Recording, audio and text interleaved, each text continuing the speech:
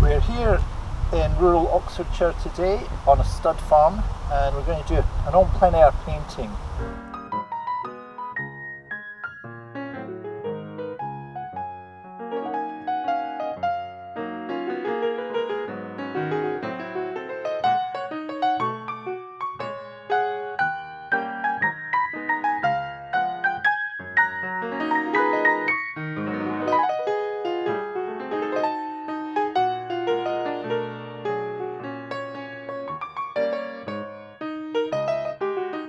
I've probably got an hour to do this, max, because as you can probably see, it's a very overcast day. The forecast is for rain, so we're going to try and get this done in short order. I'm going to work on Saunders Waterford rough paper, £140, 300 gram, lovely paper to work on, and I've got a block here, so the paper is all glued down, and it means I don't need a board. That's helpful when you're on location. I've taped it such that I've got a more dramatic vista panoramic kind of proportion here, and looking around, we've got nice peace and quiet, no passing traffic or people to interrupt us, but the fences of the paddocks tend to create barriers in terms of finding composition. So that's why I'm standing here, because I found a fence with a gateway open, and that means that in compositional terms the eye is encouraged to go right through the gateway and on towards the horizon. Halfway down through this next field there's something in the middle distance, a clump of trees, and then there's some houses, a little bit of human interest, and then we get to the bank of trees and the cloudy sky in the background. So I'd better get going because I'm sure the rain will come soon. In terms of the composition, I've got slightly below the halfway mark here, I've got an eye line, which is the border between the field and the houses. So I'm going to very lightly draw that in with a clutch pencil. Why did watercolour artists always use a clutch pencil? It's because you don't have to sharpen it. And you're always in watercolours, you're always fighting against time. So there's my eye level line. My nearest post of this gate is right on the halfway mark, I think. Across here, there's a strong diagonal. It's going this way. In fact, what I did earlier was I took a little photograph of this just to check out whether I thought it worked or not. So let's have a little look.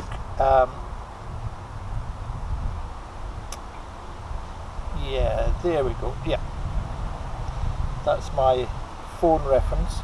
It means I've got a strong holding shape in here, a dark shape. There's another one here to hold in the composition, trees.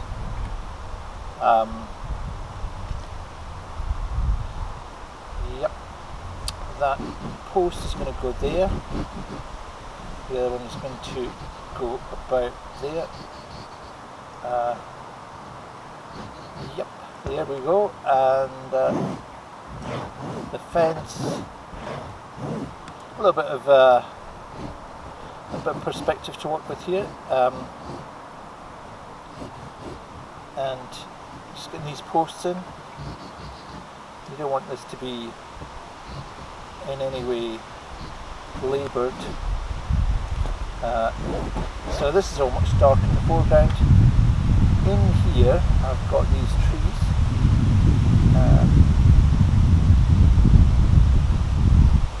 Yep, there we go. And then these are my houses. We don't need to make much of these. They are just a little bit of, as I say, human interest in the scene. And I'm drawing very lightly, you may not be able to pick this up. And then there's a whole lot of interesting stuff coming down here. Importantly, this area of trees joins up and joins in here. That's important stuff. So we've got a patch of sky here, and I want to make sure that I show what kind of weather we've got. It's just part of the story. Here's a tree here. Okay, so these are the elements I'm dealing with. Let's just put this away. Now I'm going to, having very roughly sketched this in, I'm now going to go over this, just remind myself of what are the elements that I think I have to exploit and pay attention to in order to make this a worthwhile painting. Dark. They are like bookends holding this composition together. There, my eye goes through here. My eye line is just above the fence. Here are my houses.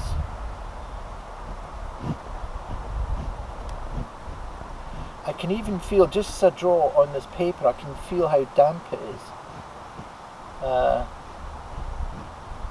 So it means that you really just have got to be sparing with the water and the pigment when you put it on. Otherwise it will I just never dry. So there we go. Here I need to get this bit in.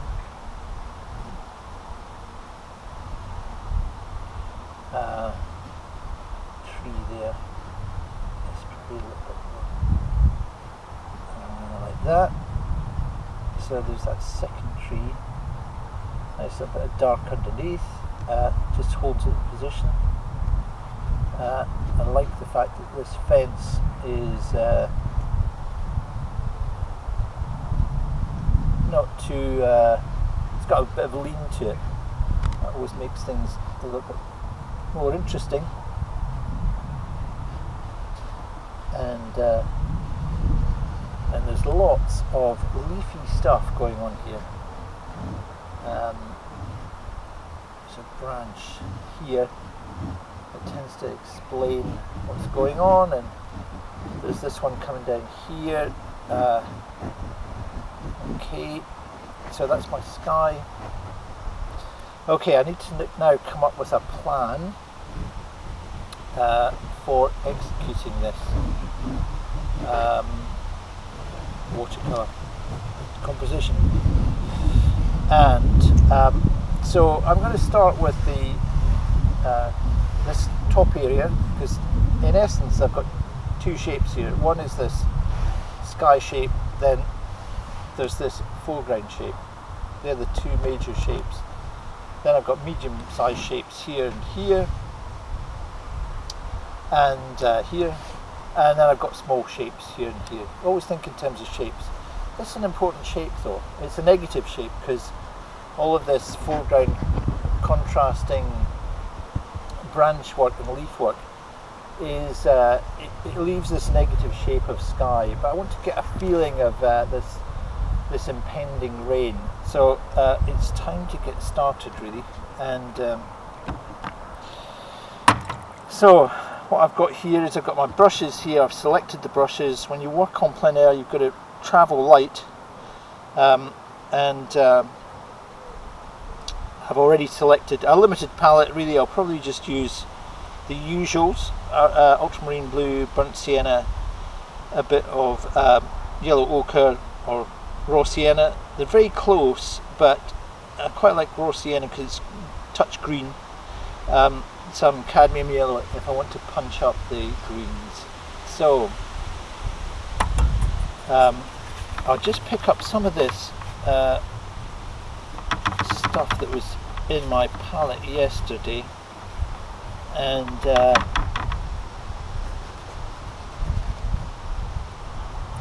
just get in there. As I said, I'm not going to, just do not want to end up with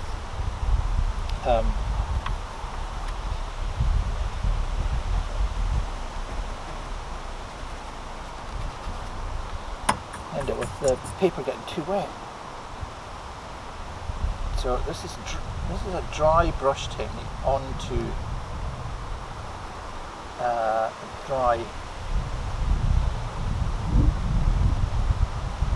dry paper.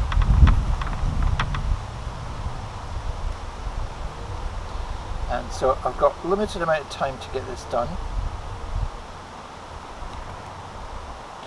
But it needs a little bit of drama, so a bit of this.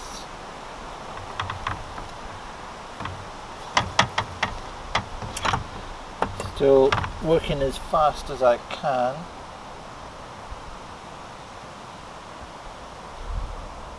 And it usually helps to have a bit of tissue in your hand to just dab your brush every so often. So there you go. Oops. Just pick up a bit of the local scenery. I want this to be a little bit darker up here. A little bit darker, because it will all fade quite a lot.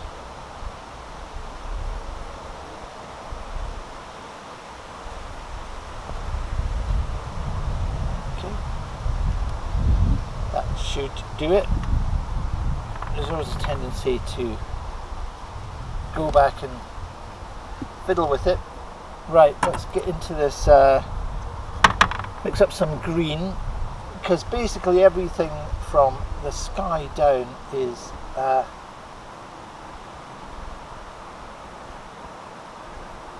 bit green. Still a little bit of, yeah. Keep it dry.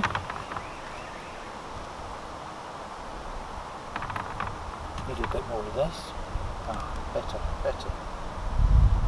Okay.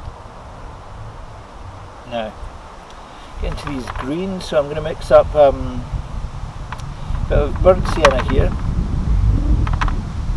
a bit of ultramarine blue, and I'll pick up some cadmium yellow or cad yellow. It's looking a bit dirty. I'll go for a bit of this cobalt turquoise. I'll inject some green into it. There we go. I'm trying not to pick up a bit of yellow ochre here. A little bit more cadmium yellow.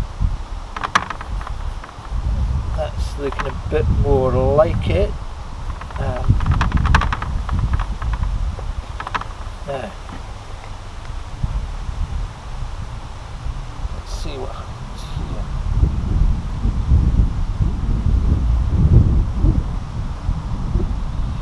Yeah, okay. Just come across here.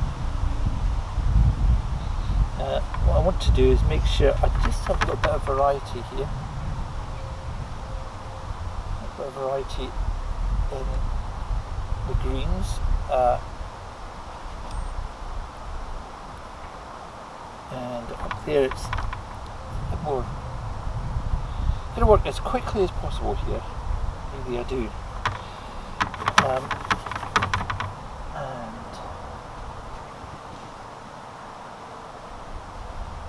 this is doing this.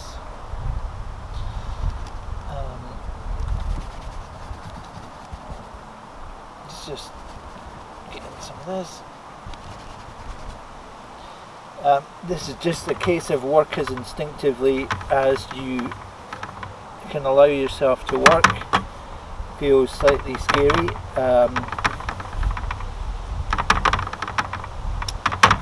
But you just have to keep going.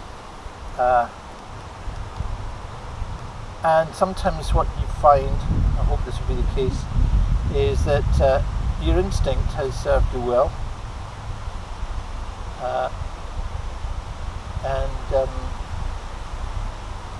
And there's a nice kind of life to your painting.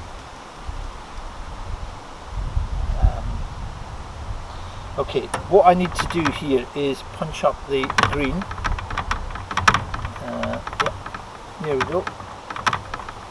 Get a nice, nice positive green here. I also need plenty of pigment, and it needs to be fluid, because what I've got to do here is just create this line. And then start to darken it with a touch of ultramarine blue and a bit of burnt sienna. Keep bringing it down. Keep working quickly. This is so good for your painting. It doesn't feel like it at the time, but you learn a lot by working like this.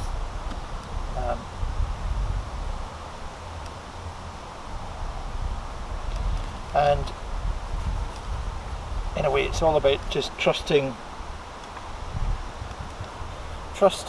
your what you've learnt so far and bring it to bear on your painting.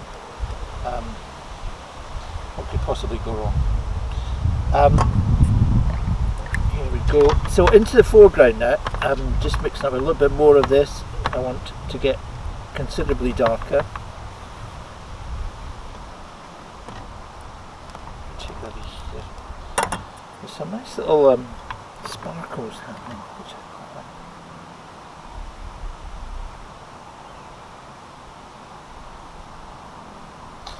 So got a bit distracted there.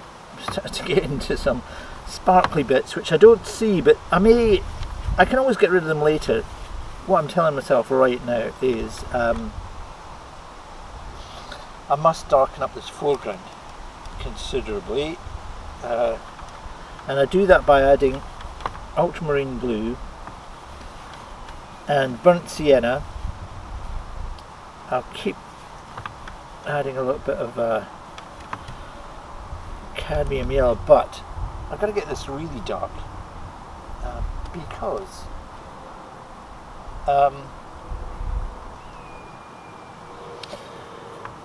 because it will help create distance if I get a nice dark foreground at this point. Contrast is very important in watercolour paintings, and so here we go. And making it work this hard while you're at this stage is good. I think I probably need to just pick up another brush here, and what I'm looking at are these houses. I don't want to forget about them. I'm going to put some of this red in here, and I'll just I promise myself I'll make more of that later. And here we are with a little bit of I'm just picking up some yellow ochre, mixing a bit of lavender with it, and I'll just go across there like that. Okay, so now nearly finished on this wash stage, but this is the time to throw some paint, I mean literally throw some paint at it, because it needs some highlights later on, and there's things that you get from spontaneous paint action that you cannot paint. So let's just have a look at some of this. Just add some life in here, and mix it up.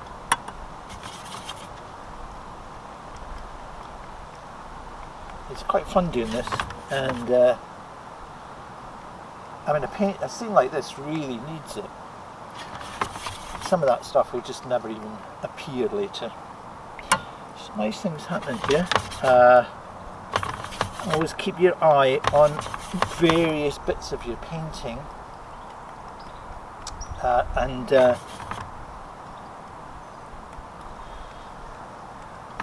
and keep an eye on the progress of paint drying,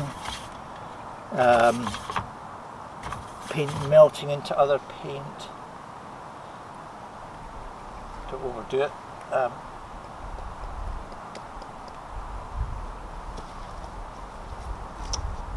Yeah, that can probably do. It sometimes helps just to do something a bit dramatic. I'm just going to mix up something brighter here. Get that in. That's good. And there's this kind of direction goes down here.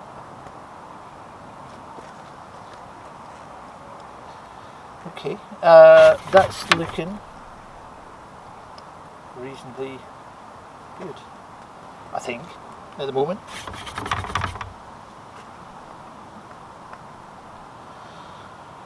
Okay, so I need to let that dry,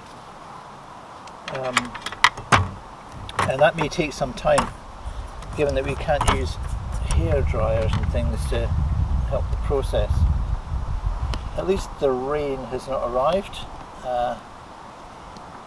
Just mopping up some of that stuff on the side so I can distinguish where the painting actually begins and ends. Okay, just do that. And then I have to hope that I've done enough here to lay the foundation of an interesting painting of the countryside. There we go. The first wash is now dry, so we've done 2 stages of the painting. Stage 1 was the drawing of the composition. Stage 2, the wash. That's now dry. It looks even more likely to rain in the next 45 minutes, so I've got to push on with this. We now enter the 3rd stage, the wet in wet, where I have to pull the painting together, remembering that ultimately 80% of the time spent on this painting is preparation for the last 20% of the time, where you just do some dry brush strokes at the end to emphasize highlights and contrast, and hopefully the scene will come together. But I really must get stuck into this now. So what am I going to do? What I've got in front of me, I'm not going to touch that sky area. That is what it is. I'll start here because I feel this is slightly, it could be a little bit bluer, and then I'll move down here.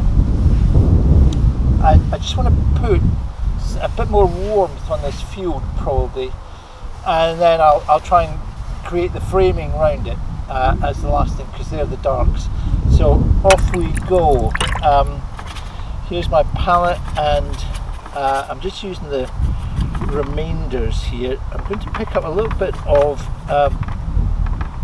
cobalt blue, plenty of water. I can feel the rain now. Plenty of water, and I'll go right across here with some fast brush strokes, just to get in more accurate colour on that those faraway bits, and I can feel that we may not even get to go very much longer, because the rain has started to come down in earnest. And obviously if you're painting in watercolours, you really just can't paint if you've got rain. But let's see what we can do. There is actually something I forgot about here. There's a tree, and it goes up there. Haha, forgot about that. Just get in some of this.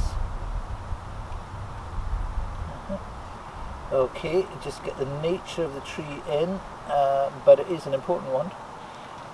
Pick up some ultramarine blue and sit this tree down behind everything. A bit more blue, and there is the tree should create itself basically.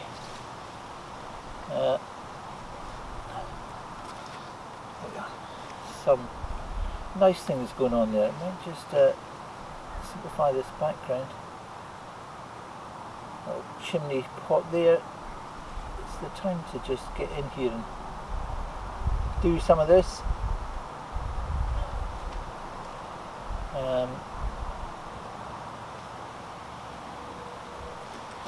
Got a little village of some sort there. Right, now foreground.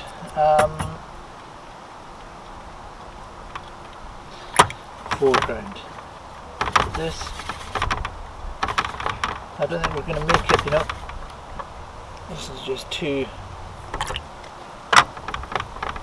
it's too wet. It's really beginning to come down now. Let's see if I can do this. And so I've just warmed it up there.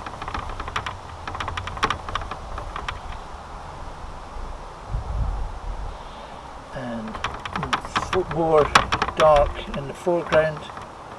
That means add burnt sienna and counteract it with ultramarine blue. And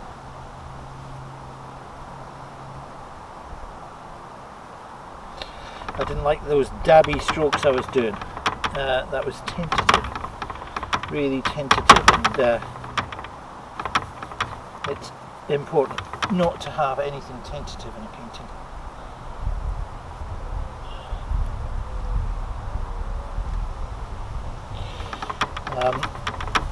Keep working.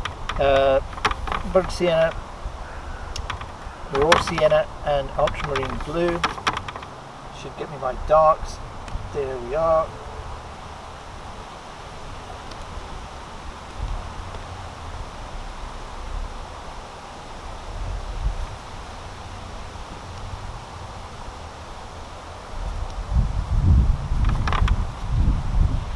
Some more dark here, so that's a bit more ultramarine blue, a bit more burnt sienna. I'll pick up a little bit of cobalt turquoise and a little bit of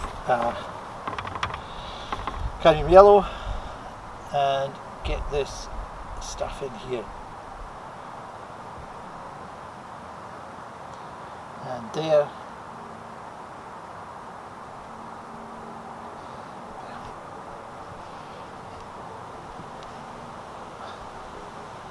I've really got to just respond to what's in front of you, because we don't have a lot of time here. I'll get some, try and do some mixing on the paper and get some life into the painting with some nice free brush strokes. That's all very important stuff. I'll lose this here, and at any time you can always just get a bit more, buy some time basically in the wet stage, which is what we're doing, with a little bit of a spray of water. So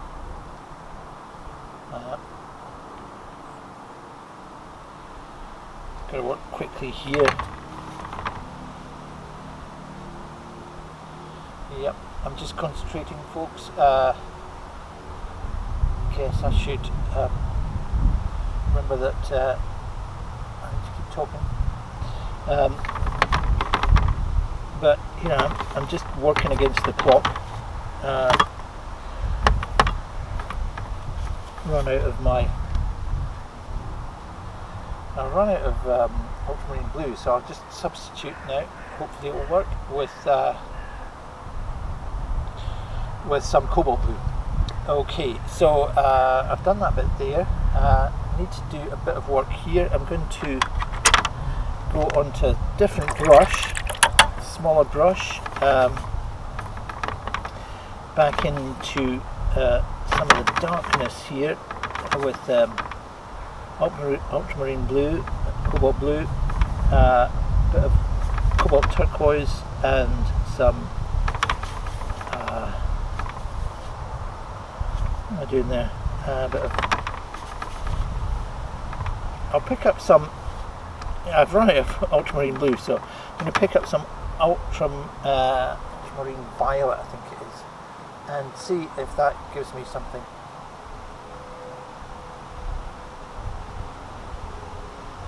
And there's something coming out here that's important, I think. There's this branch here.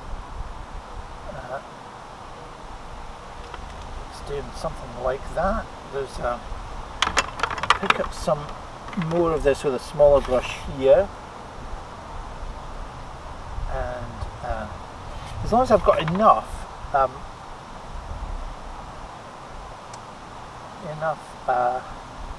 pigment on the brush, and I don't try and control it too much, it may actually do the work for me. I hope so anyway. I'm just going to give this a little bit of a lifeline there. And let's see what happens here. I need a bit of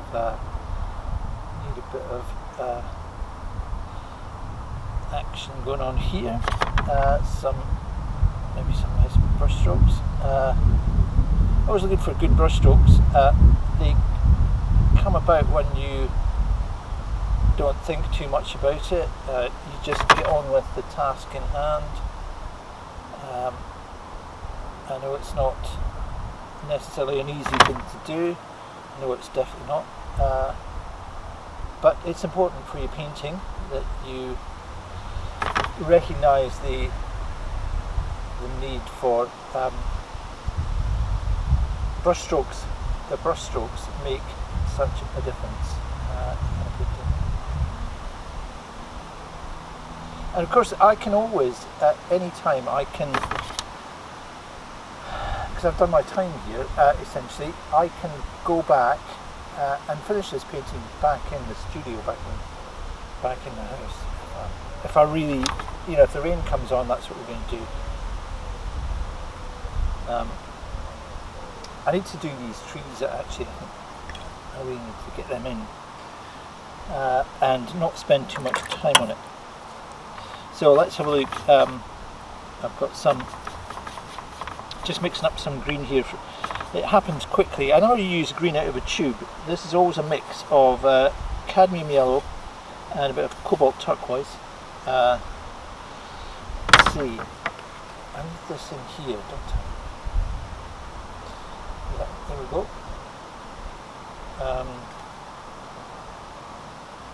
And just nice free brush strokes. And a little bit more yellow for this second tree.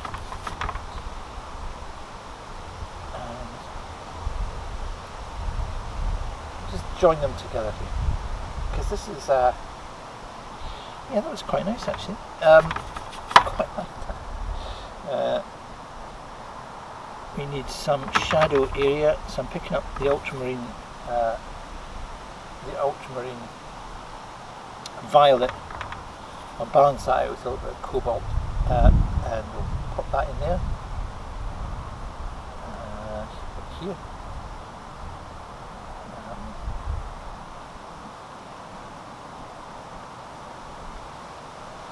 Okay, seems to be something here that I should tend to. There we go. There is an interesting coloured tree here. I don't know what it's called, I'm not a tree expert, but there we go. There's a tree there, and it should have some alizarin crimson in it. Yep. Okay. A little bit more cobalt blue mixed with ultramarine violet. Let's pop that in there. It's really important also just to make sure that you keep your eye on what else is going on in the painting.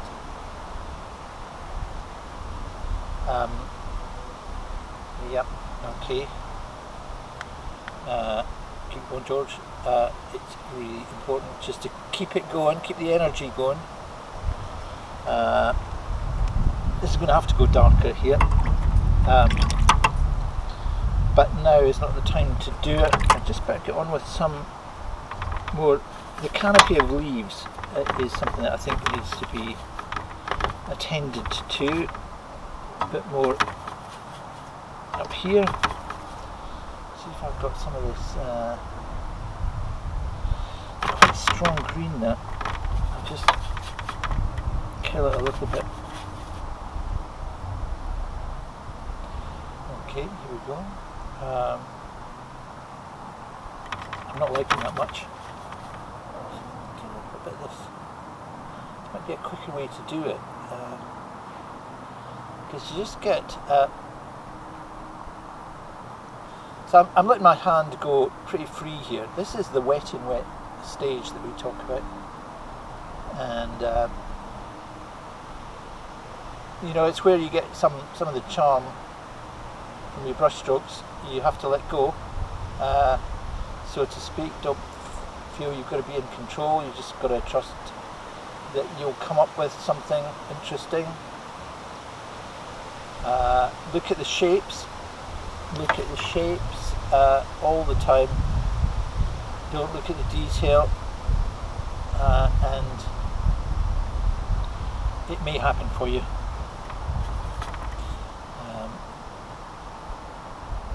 Yeah, I think there's some nice things happening here. Got to keep it very free. Yep, there's something going on there. Bits of stuff happening there. So really what I'm doing is looking and reacting, looking and responding.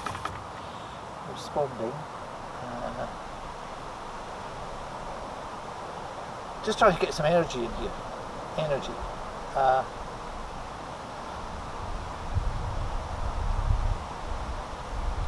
Some of that is too dry, so I'm just giving it a little lift. Bring it back into play here.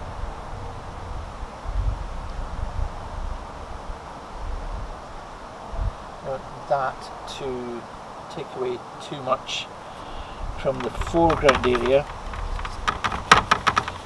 So let's go in here, and then at some point I've got to get these branches in. There's a bit of energy needed here. Let's change the colour to in the centre. And what I've not been doing enough of is just stepping back to see what have I got. It's really important to do that, and you get so bound up in the painting that you forget. You really do. But here we are. Now I've got to make sure I don't overdo this. It just needs to have a feel, you know, a feel. Okay, and you know, we may be reaching the stage where I should think about wrapping this up. I've still got the fence to put in, which will push everything into the background. Let me just put in some of these branches. We're almost at dry brushstroke stage. When I start to do this, I'm going to pick up some neutral tint to help me here. And it's important I try and get the texture of this right, so I'm just going to try something here to see what kind of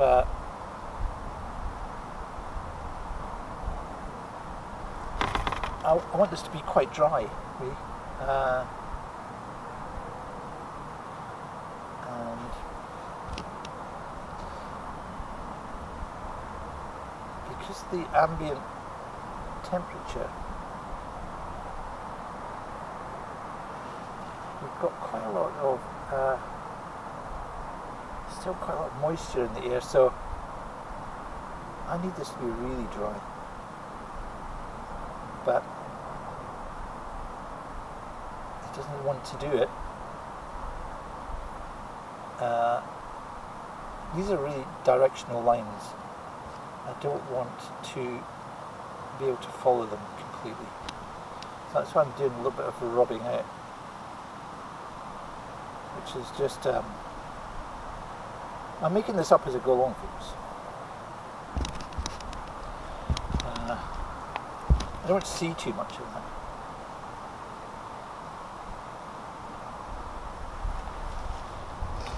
So look, quick look back.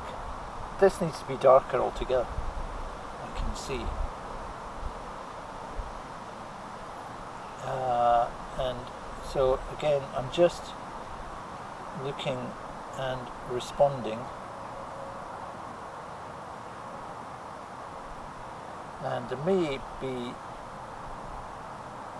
maybe I've got enough here, but I'm just going to step back, have a good hard look at this, and I feel that I need to get some broader brush strokes in here. Yeah.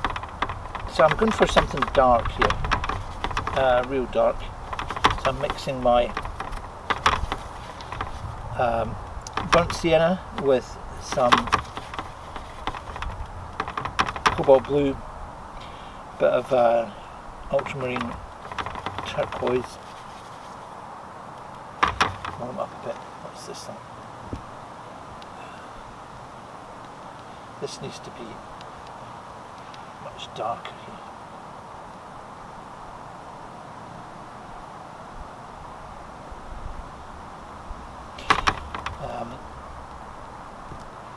You know, sometimes you just have to follow your instincts and do something a little bit radical to fix whatever the problem is that you see. I've just not got enough contrast in here. So there you go. It's just a feeling I've got that this needs to be a little bit looser, a little bit darker. That has already helped. I still need to do a bit more. I think it was the right thing to do. And I'll keep going here. Particularly the right hand side, I need some more dark. I'm picking up neutral tint.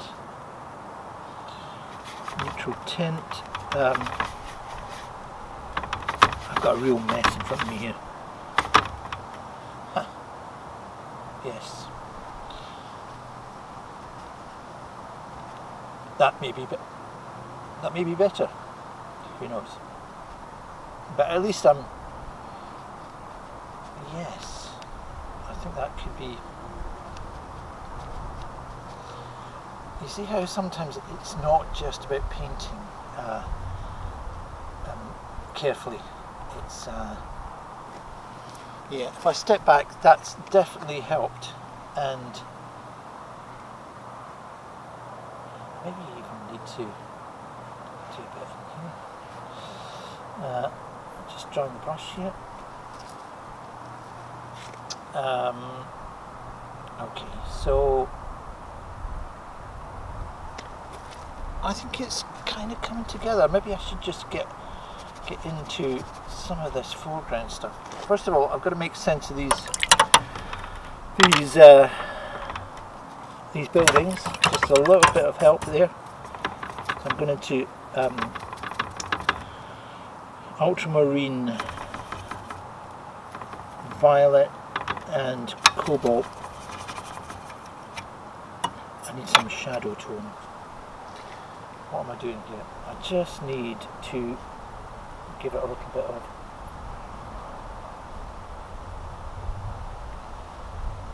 a little bit of definition, I think.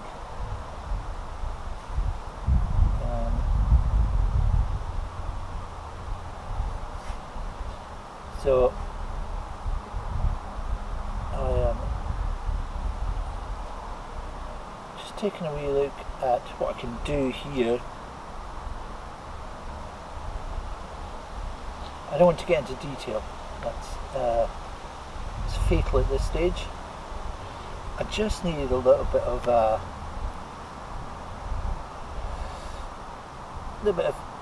extra interest in that area. What else do I need?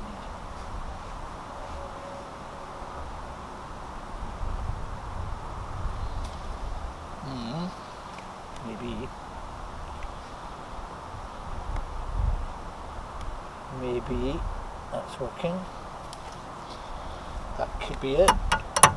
Okay, let's leave that there and get into the fence at the front. The fence will, I think, once I commit to that, that'll put everything back in its place. Now this needs to be good and strong. So I'm picking up the leftovers that I used when I mixed that area. This to be, again, dry brush strokes. So let's have a little look at this. Not quite dark enough. I'll just add in some neutral tint. Let's try this one now. That looks about right. And there we go.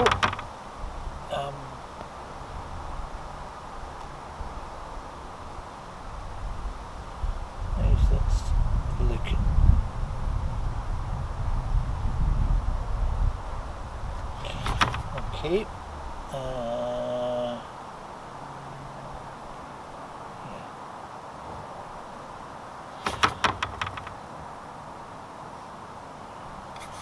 Making sure that my brush is nicely loaded, but I want it to break, so that's a proper dry brush stroke. In a way, we've now finished the wet and wet stage and we're into this thing we call dry brush strokes, where you can see that there's not much water in the brush. It's all about the texture of the paint, and so but don't hang about with it, get on with it. A bit of that, and then this goes quite dark there. It's got a nice bit of charm when it goes into the distance there. And you know, I think that's helped things quite a lot. I can feel the rain, so maybe a little bit of foreground needs a little bit of help. I'll just go in here. And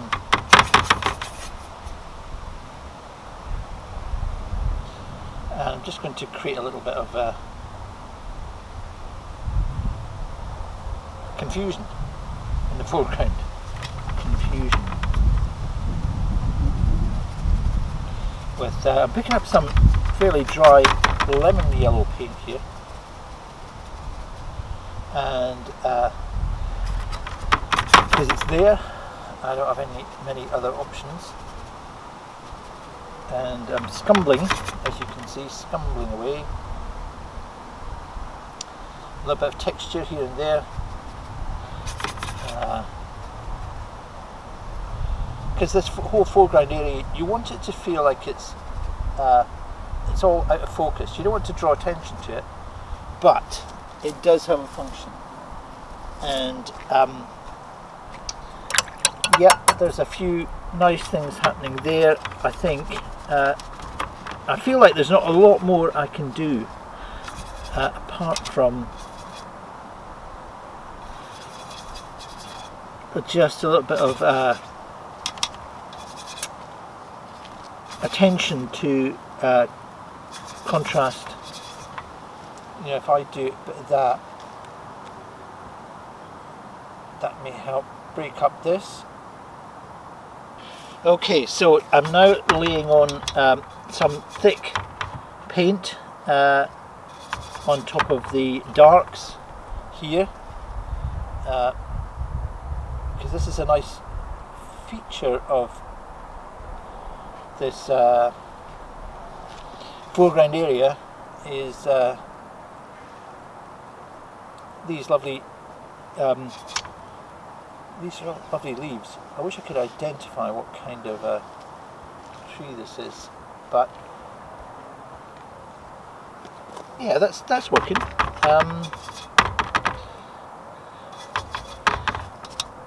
Yeah, keep going. There's a bit more of this. It's got a nice texture, and the fact is I'm actually enjoying doing this, so it's always a good sign. If you enjoy it, it's probably right.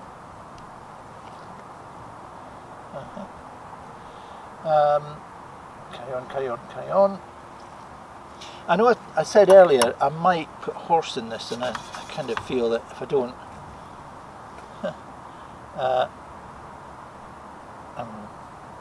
I'm shirking. So I'm thinking about it. This is all working though. I think this is too light. Yeah, it's too light, some of these bits.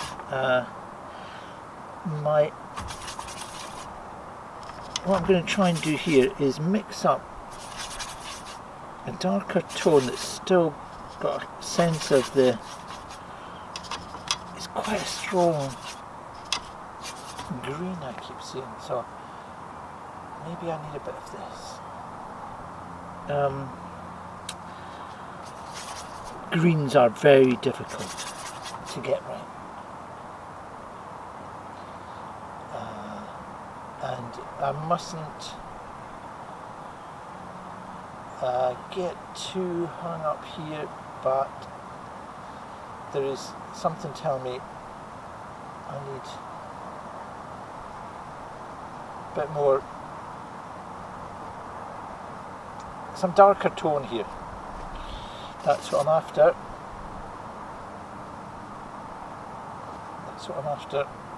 You can see it in front of me, because these should be lighter than this, and they're not at the minute. It's getting better.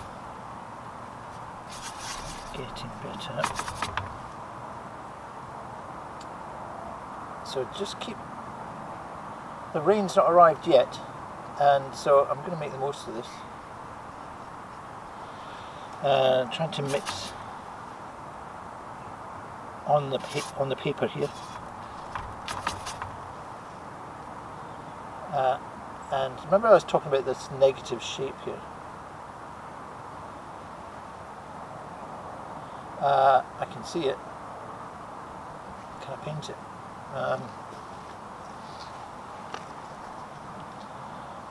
Yep, I should be able to paint it.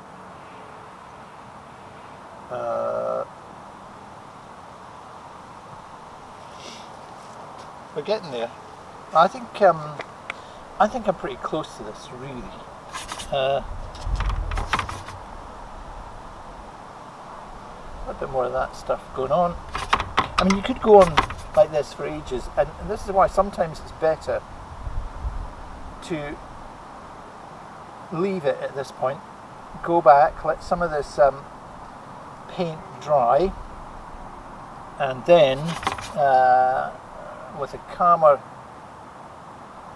head and some appreciation, see what you've got back in the studio,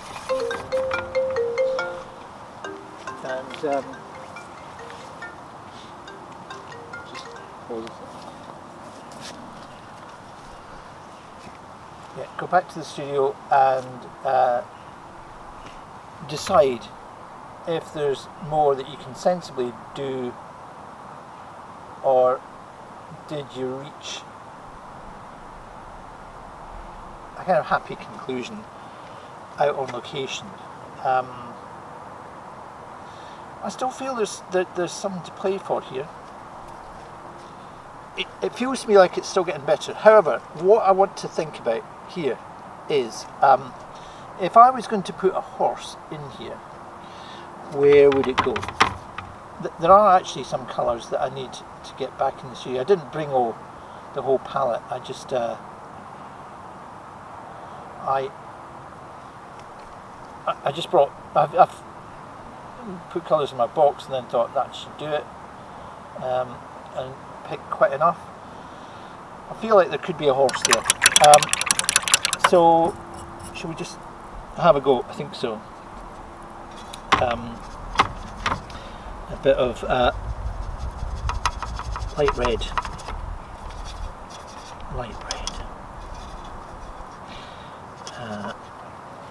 I know this is kind of nerve-wracking, just wiping some of that off, because it's always the case that you could go, I could just mess this up. But it's what is my horse doing? Is it grazing? I think it's grazing, and I don't think it's not side on. Let's just put the horse here.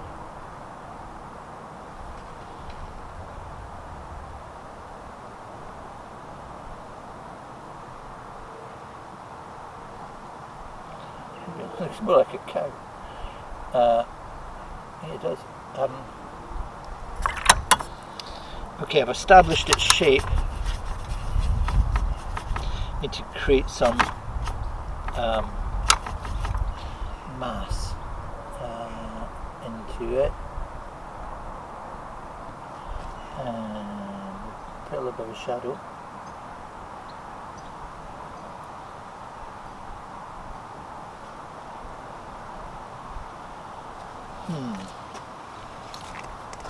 I hope it looks like a horse, but I can't really do much more about it now.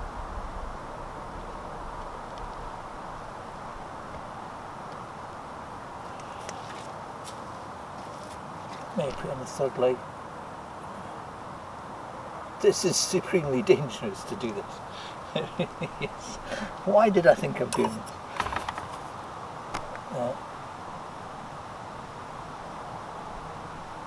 So I'll just sit it down on there. Okay, there's the horse. It gives you a okay. Yeah, it gives you a focal point in the painting. So let's say that's it. I'm going to peel the tape. I'm sure there's lots more I can do, but I can always look at that with a more appreciative eye once this is dry and I'm back in the studio. I can think, is there a little bit more refined brushwork I could add to this? Are there any areas where I've just missed something out? And I'll take tape off. Calling me. There